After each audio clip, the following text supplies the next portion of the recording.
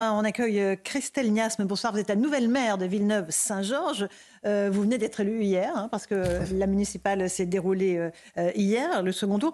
C'était pas une élection comme les autres. Vous aviez un enjeu quasi national sur les épaules, Madame le maire, parce qu'en face de vous, il y avait un candidat de la France Insoumise, Louis Boyard. Comment vous sortez de cette campagne, pas comme les autres, encore une fois, au niveau municipal ? Bonsoir déjà, merci Bonsoir. de m'accueillir. Effectivement, c'est encore très frais. Notre conseil d'installation sera samedi certainement, donc il va falloir le temps d'endosser le costume de maire et donc les responsabilités qui vont avec pour une ville comme Villeneuve-Saint-Georges, c'est pas rien. Ça a pris une ampleur nationale, effectivement, oui. Parce qu'on a un candidat qui est avant tout, avant de faire de la politique, qui, à mon sens, fait beaucoup de communication, est un influenceur, si je peux me permettre. Voilà, un influenceur politique, c'est comme ça que je le traduis. Et je crois que ce qu'on a fait hier soir, c'est qu'on a démontré que la politique, ce sont des vrais gens. C'est le quotidien, c'est le terrain. C'est ça qui a fait la différence pour vous ? Je le pense. Parce qu'il était arrivé au dernier moment, enfin, il est député de cette circonscription, Louis Boyard. Mais vous avez fait un travail de terrain qui vous a permis de l'emporter, ou c'est une alliance des partis pour être C'est 4 ans de travail, 4 ans de travail avec toutes nos familles sur la ville de Villeneuve-Saint-Georges. C'est une reconnaissance, je crois, de l'ancrage local. Bien évidemment, un rejet profond aussi de ce que représente le candidat et l'idéologie qu'il porte, bien évidemment. Et là, c'est clairement transpartisan. Donc tout ça lié nous permet de porter aujourd'hui avec mon équipe un projet de renouveau pour Villeneuve-Saint-Georges, ce que je souhaite ardemment. Gauthier Lourette. Alors, on va écouter Louis Boyard, si vous voulez. On l'écoute d'abord parce que, évidemment... Vous me préférez à Louis Boyard, il n'y a aucun problème. Non, alors je vous préfère. Vous avez raison, je rectifie. C'est vous qui avez la parole en premier. Allez-y. Vous dites Louis Boyard a effectivement perdu de manière assez claire. Il fait quand même 39%. Il n'a pas fait 2%. Il a fait 60% dans cette ville lors des élections législatives. Donc il y a quand même une partie de la ville, un bastion de la France insoumise. Comment ramener les électeurs de Louis Boyard auprès de vous, j'allais dire, et les sortir du communautarisme, sans doute, dans lequel la France insoumise veut les enfermer? Je pense que ça passera par beaucoup de pédagogie. C'est ce qu'on s'est attelé à faire pendant cette campagne, expliquer qu'à un moment donné, quand on est élu, c'est ce que je disais un peu hors plateau, quand on est élu, on travaille pour tout le monde, on travaille pour quelle que soit l'origine, la religion, et on est face à des candidats qui se servent du fait communautaire, du fait religieux pour essayer de récupérer, faire de la récupération. Moi, je l'ai vu, je l'ai constaté au quotidien. Il fonctionne aussi avec la peur. La peur, ça, je l'ai vu, en agitant le grand fait de lutter. Alors, on l'a vu sur les législatives, le débat a été tronqué, puisque c'était, finalement, je suis désolée de le dire comme ça, mais sur les législatives, et ce sur quoi il a été élu, c'était pour ou contre la Palestine. Et puis après, le deuxième sujet, ça a été pour ou contre le Front National. C'est comme ça qu'il s'est fait élire, M. Boyard. Donc, je pense que... lutter contre ce type d'idées qui sont clairement le moyen d'utiliser nos populations, ce qui est proprement inacceptable, parce que derrière, ce qu'il emmène, c'est, il l'a dit, je vous retirerai les caméras de vidéosurveillance en ville. Mais qui sont les premiers qui trinquent quand il n'y a plus de sécurité sur un territoire? Désarmer la police aussi. Désarmer la police municipale, mais qui sont les premiers qui trinquent? Ça veut dire qu'il n'y a plus de services publics, ce sont les habitants, et c'est précisément encore plus les familles défavorisées, qu'il prétend défendre et qu'il prétend représenter. Parce que ces familles-là, elles n'ont pas les moyens de quitter un territoire qui est complètement exempt. Veulent qu'il y ait de la sécurité. Exactement. Et des forces de l'ordre. Tout le monde a droit de vivre dans de bonnes conditions. On écoute Louis Boyard, adversaire battu donc hier, qui dit que c'est la faute de tout le monde, mais pas de lui, évidemment. Ah bah oui. Ça. On avait tout le monde contre nous. On avait le ministre de l'Intérieur qui a fait des ingérences dans des élections qu'il est censé lui-même organiser. On avait le Front National. On avait Éric Zemmour. On avait Valérie Pécresse. On avait les médias de Vincent Bolloré. On avait tout le monde contre nous.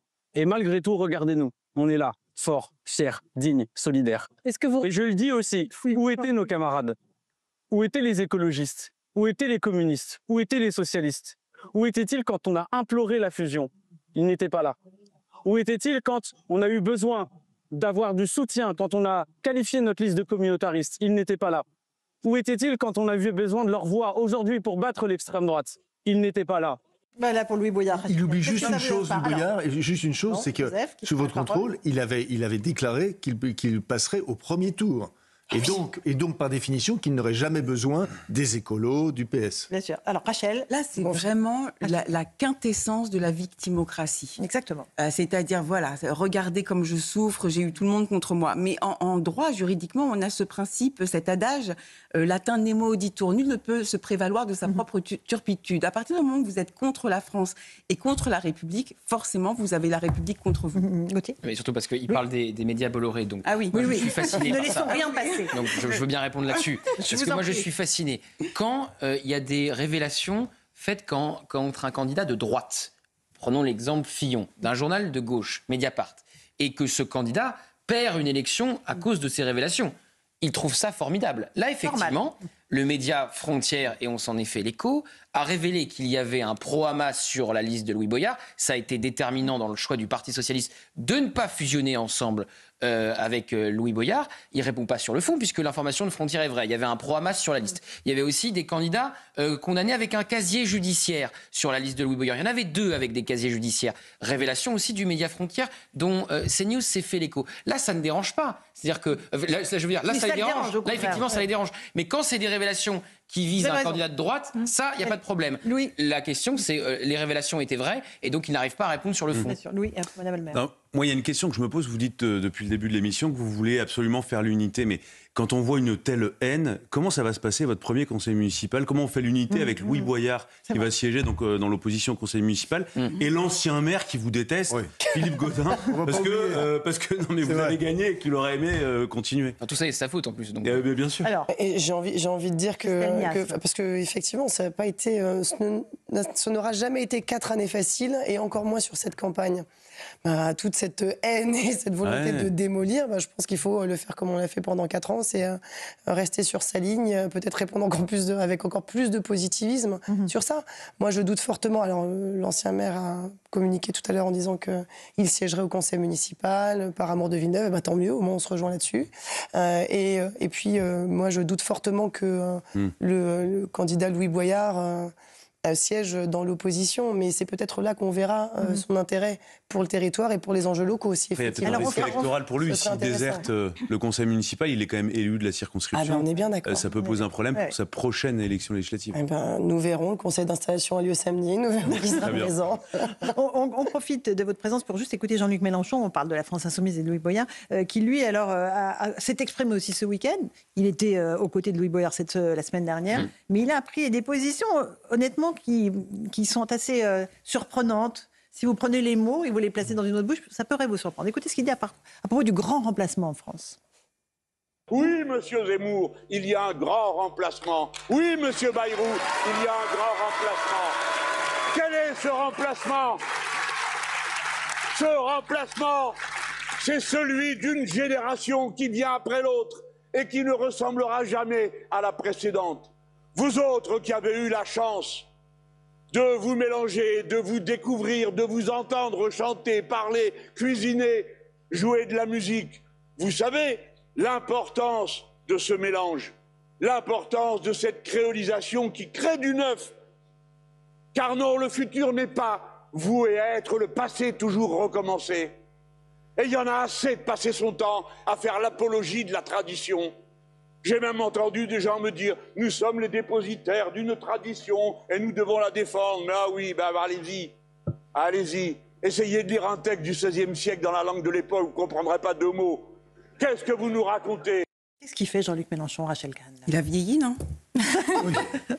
Oui. Il fait n'importe quoi. C'est-à-dire qu'il tente de racialiser, d'ethniciser, de nous parler du métissage comme si c'était finalement une obligation. En tout cas, il remet la question de la race au centre. Moi, je déteste quand on me parle de métissage pour remettre la race au centre. C'est-à-dire que là, il est aux antipodes de la promesse républicaine. Et alors, quand il parle de créolisation, moi, ça me donne de l'urticaire, surtout aujourd'hui. On est le 3 février, et le 3 février 2011... c'était le jour de la disparition d'Édouard Glissant, père de la créolisation. Et cette créolisation n'a rien à voir avec les couleurs de peau. C'est simplement une manière de se sortir du chaos pour faire relation. Ce que fait Jean-Luc Mélenchon, c'est tout sauf le dialogue et tout sauf la relation. Joseph ? Non, je réagis là comme historien, parce que pour moi, la créolisation, c'est le monde créole, c'est la Louisiane, c'est Dumas, ça n'a rien à voir, mais c'est aux antipodes, c'est-à-dire qu'il y a un détournement de mots complet. Non, mais surtout, il reprend le concept de grand remplacement. Donc, c'est ça, c'est ce que je disais, mettez ça dans une autre bouche. Non, mais maintenant, c'est bon, il acte qu'il le souhaite. Il le souhaite. Il souhaite le grand remplacement. Il acte que ça existe. Il acte que ça existe et il acte qu'il le souhaite politiquement. Après, il prend un autre terme, créolisation, mais c'est son but politique. Il disait dans un autre meeting ce week-end que les habitants des quartiers populaires avaient pour vocation à aller vivre dans les zones rurales et que les zones rurales allaient donc devenir aussi un électorat potentiel pour la France insoumise. Je rappelle aussi qu'Emmanuel Macron il avait dit sobrement répartir les difficultés sur l'ensemble des territoires. Répartir les difficultés, ça voulait dire répartir les délinquants dans les zones rurales. Il avait dit ça face au préfet. Ça avait fait aussi, à l'époque, un peu de bruit. Donc, d'un côté, vous avez Éric Zemmour qui craint le grand remplacement, et de l'autre, vous avez Jean-Luc Mélenchon qui le souhaite. Les choses sont claires comme ça. Laetitia, Louis. Ce qui frappe dans ces images, c'est que les gens applaudissent à grand remplacement avant même de savoir ce que ça signifie. Simplement parce que Jean-Luc Mélenchon voilà, c'est le leader Maximo qui est gouroutisé. Mais évidemment, c'est son créneau. Je pense même pas qu'il le pense lui-même, étant donné que c'est sa ligne aujourd'hui électorale, tous contre moi et moi contre tous, sur cette ligne communautariste à fond et pensant qu'un jour ça va être payant. On ne sait pas exactement comment, mais probablement, peut-être démographiquement, un jour ça sera payant. Mais évidemment, c'est quelque chose qui fait la ligne LFI aujourd'hui. Et mais en même temps, il y a ce côté répulsif, et on le voit dans votre élection aussi, c'est aujourd'hui tout sauf LFI pour beaucoup de Français et dans beaucoup de... Qu'est-ce que vous en pensez, Christelle Niasme? Oui, je rebondirais sur ce thème aussi qui m'a beaucoup choqué, la notion de créolisation, parce qu'effectivement, en tant qu'élu de la République, clairement, on travaille pour absolument tout le monde. Et ce qui se niche dans ce type de propos, c'est cette volonté de fracturer la société. Et ça, c'est profondément l'idéologie qu'on trouve à la France insoumise. Et ça... Quand on a des gens qui sont des objecteurs de conscience, qui se permettent de dire qui est raciste ou fasciste, parce que c'est ce qu'on entend quand Absolument. on est... on a l'impression que votre ville est tombée dans le fascisme. Ah ben voilà, donc ça sort très très vite. Moi, je trouve ça choquant, profondément. Être français, c'est pas une question de couleur, ni de religion, ni d'origine. Et en tant qu'élu de la République, on s'attelle à répondre aux besoins de tous. Et ça, c'est une réalité. C'est contraire à ce que eux portent. C'est vraiment un discours très très politique, parce qu'en fait il jette les bases de la nouvelle société dont il rêve. D'ailleurs, il emploie un mot qui me frappe, c'est quand il dit il faut créer du neuf, il faut créer une nouvelle société. En fait, la société actuelle ne lui convient pas. Il veut pas des traditions. Il faut changer le corps électoral, il faut tout changer. Et donc la société multiculturelle, créolisée, grand remplacée, puisque là les mots, c'est lui qui les emploie. Eh bien, c'est ce qu'il souhaite. Et objectivement, je vois difficilement comment on peut défendre la République, parce qu'il essaye toujours de montrer qu'il est le chantre, le plus grand défenseur de la République, et en même temps défendre ce discours-là, ces thèses-là, qui sont totalement anti-républicaines. Ce qui me frappe, c'est la mégalomanie totale du personnage qu'il y a derrière, puisque, comme vous l'avez tous rappelé, c'est-à-dire qu'en fait, ce qui intéresse d'abord Jean-Luc Mélenchon, c'est persuadé, c'est-à-dire qu'un jour il m'a dit, c'est d'écrire une des grandes pages de la gauche. Voilà. Et que dans l'histoire de la gauche, on se rappelle de son nom. Voilà. Il m'avait dit, mais qui se rappellera de François Hollande? Voilà. Et c'est vraiment rappelé. Et peu importe le moyen, si ce biais-là passe, tant mieux, il l'empruntera. Gauthier, on se rappellera de Jean-Luc Mélenchon dans 20 ans? Oui, sûrement. Alors, ça dépend quelle sera la fin de son parcours politique. Combien fera-t-il à la prochaine présidentielle? Ça, c'est intéressant. Il a fait 22%. Est-ce qu'il fera plus ou est-ce qu'il fera moins que les 22% qu'il a fait en 2022? Est-ce que la stratégie qu'il a accélérée depuis 2022, donc ça passe évidemment par la découverte de Rima Hassan, par l'ensemble de leurs déclarations depuis le 7 octobre, par l'antisémitisme qui serait résiduel, par Yael Braun-Pivet qui va camper à Tel Aviv, est-ce que toutes ces outrances-là, ça paye ou ça ne paye pas? Aux Européennes, est-ce que ça a marché. C'est Villeneuve-Saint-Georges ou est-ce que c'est le score de Manon Aubry ou celui de Sébastien Delogu élu au premier tour, celui de Daniel Obono élu au premier tour, celui de Manuel Bompard élu au premier tour, celui de Thomas Porte réélu alors qu'il a mis son pied sur un ballon à l'effigie d'Olivier Dussopt? C'est ça la vraie question. Il est encore trop tôt pour avoir la réponse. Est-ce que cette stratégie sera payante ou pas? Et est-ce que cet électorat, démographiquement, c'est un électorat qui a de l'avenir? Ça, c'est certain.